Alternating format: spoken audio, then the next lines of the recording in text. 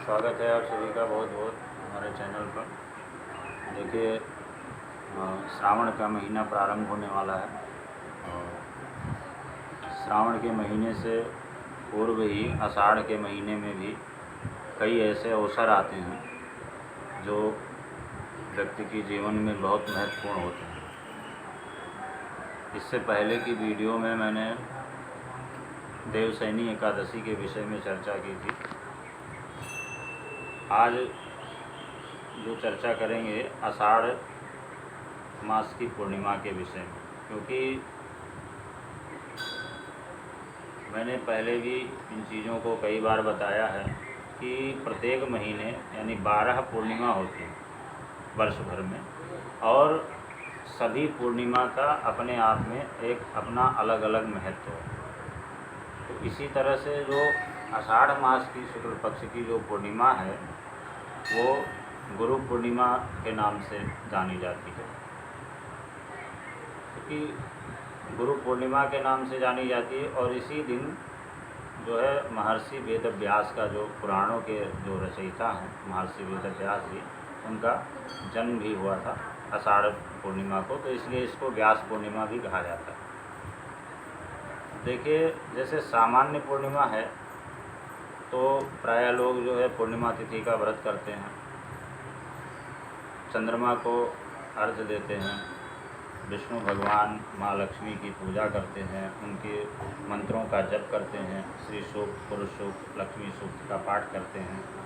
तो ये सारी चीज़ें जो है, और ख़ास करके जिनकी कुंडलियों में चंद्रमा का दोष है, कहीं ना कहीं चंद्रमा पीड़ित है, या मान लिया पितृदोष है या ग्रहण योग है,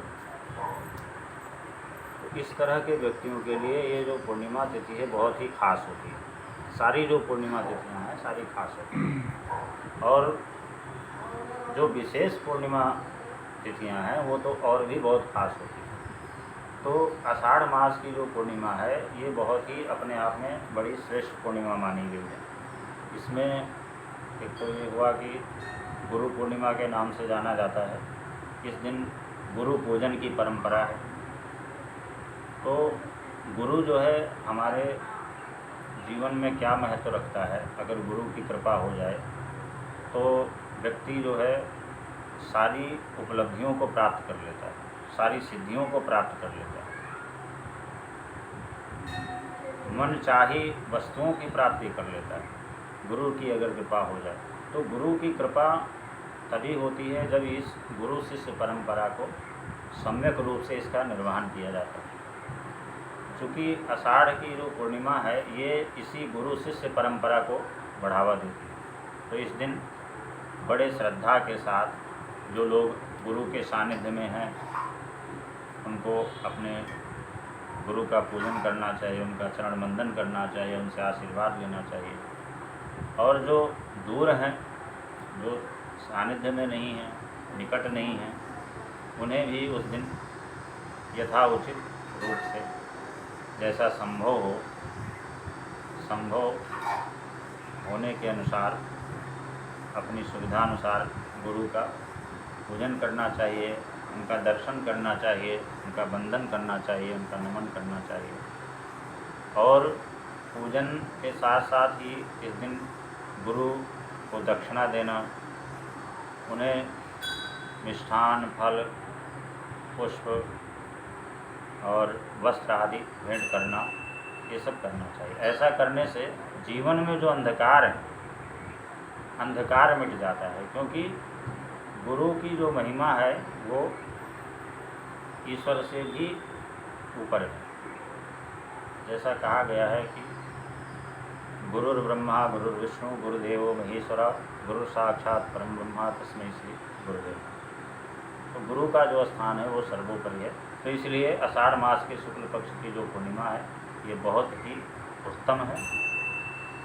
इसके अलावा इस दिन जैसे जो विद्यार्थी वर्ग है उसके लिए भी ये बहुत खास दिन होता है, या जो किसी कला आदि से जुड़ा हुआ है, किसी विशेष प्रकार की विद्या ग्रहण कर रहा है, शास्त्रों का अध्ययन कर रहा है, उनके लिए ये दिन बहुत ही खास होता है।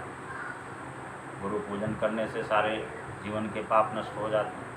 साथ ही अगर किसी को आर्थिक परेशानी है या शारीरिक परेशानी या मानसिक परेशानी है तो वो भी दूर हो जाती है। इसके अलावा अगर मान लिया किसी की कुंडली में चंद्रमा का दोष है, ग्रहण योग बन रहा है या चंद्रमा पीड़ित है किसी न किसी प्रकार से, तो उसके लिए ये दिन बहुत ही खास होता है। इस दिन उसको ये व्रत जरूर करना चाहिए, पूर्णिमा का व्रत करना चाहिए और यथाउचित जो है दान करना चाहिए। अब व्रत किस प्रकार से किया जाए? व्रत करने के लिए जैसे दिन में व्रत रखें, भगवान विष्णु और माँ लक्ष्मी की पूजा करें और संध्या के समय जब चंद्रमा का उदय हो, खास करके उन व्यक्तियों के लिए जिनकी कुंडली में कहीं ना कहीं थोड़ा बहुत दोष है या जिनको मानसिक शांति की आवश्यकता है या जिनको जो है परिवार में कलह क्लेश की स्थिति होती है, उनके लिए ऐसा करना चाहिए कि दिन में व्रत रहे, संध्या के समय जब चंद्रमा का उदय हो तो चंद्रमा को अर्घ्य दे करके और फिर व्रत का समापन भी कर सकते हैं। बहुत लोग अहर्निश रखते हैं, पूरे दिन रखते हैं, पूरी रात रखते हैं और बहुत लोग संध्या के समय व्रत का समापन कर देते हैं। चंद्रमा को जल देना चाहिए और जिनकी कुंडलियों में चंद्रमा का दोष है या चंद्रमा पीड़ित है, उन्हें चंद्रमा के मंत्रों का विशेष करके इस दिन जप करना चाहिए, क्योंकि इस दिन जप करने से सैकड़ों गुना अधिक फल की प्राप्ति होती है। और जिनको और कोई कामना है, मान लिया आर्थिक स्थिति सुधारने की कामना है, आर्थिक स्थिति की आर्थिक दिक्कत है, तो उनके लिए भी इस दिन भगवान विष्णु और माँ लक्ष्मी की पूजा करनी चाहिए।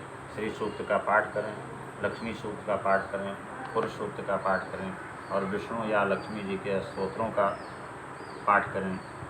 साथ ही उनके मंत्रों का भी जप करें और सफ़ेद वस्तुओं का दान देना चाहिए तथा सफ़ेद ही वस्तुएं, जैसे सफ़ेद मिष्ठान है, सफ़ेद अन्न है, सफ़ेद जो है और बहुत सारी चीज़ें हैं, दूध है, दही है, श्वेत वस्तुओं का उपयोग भी करना चाहिए और श्वेत वस्तुओं का, सफ़ेद वस्तुओं का दान भी करना चाहिए। ऐसा करने से बहुत ही उत्तम स्तर की मानसिक संतुष्टि प्राप्त होती है।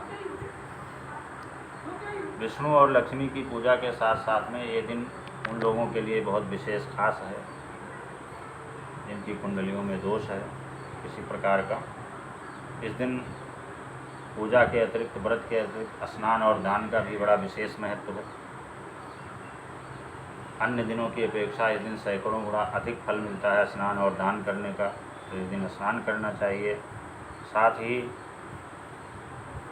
स्नान करने के बाद में जैसे मैंने बताया कि अगर चंद्रमा का उपाय करना है तो चंद्रमा के मंत्रों का जप करें, नहीं तो विष्णु भगवान और माता लक्ष्मी के मंत्रों का जप कर सकता है। इस बार जो गुरु पूर्णिमा का योग बन रहा है वो 21 जुलाई को बन रहा है, क्योंकि पूर्णिमा का संयोग 2 दिन है। व्रत की पूर्णिमा 20 जुलाई को होगी, क्योंकि व्रत की जो पूर्णिमा होती है वो चतुर्दशी युक्ता होती है, तो इसलिए व्रत के लिए व्रत की पूर्णिमा 20 तारीख को होगी और स्नान दान का जो महत्व होगा वो 21 तारीख को होगा, क्योंकि पूर्णिमा तिथि का जो प्रारंभ है वो 20 तारीख को ही हो जाएगा और 21 तारीख को समापन होगी, तो 2 दिन संयोग पड़ रहा है। गुरु पूजन, स्नान और दान का जो महत्व होगा वो 21 जुलाई को होगा और व्रत की जो पूर्णिमा है जो कि चंद्रोदय व्यापिनी, रात्रि व्यापिनी का महत्व होता है, तो इसलिए 20 तारीख को इसका व्रत किया जाएगा।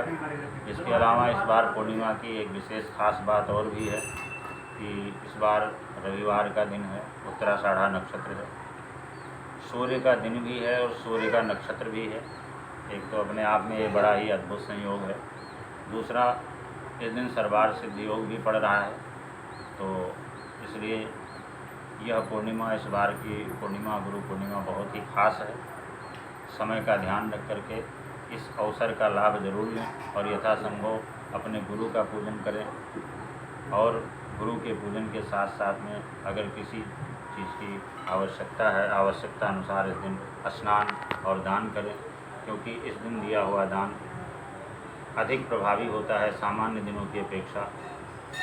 अब आगे की वीडियो में हम श्रावण से संबंधित विषय को बताएंगे। श्रावण का महीना प्रारंभ होने वाला है, तो श्रावण में क्या क्या चीज़ें कर सकते हैं, श्रावण का महत्व क्या है।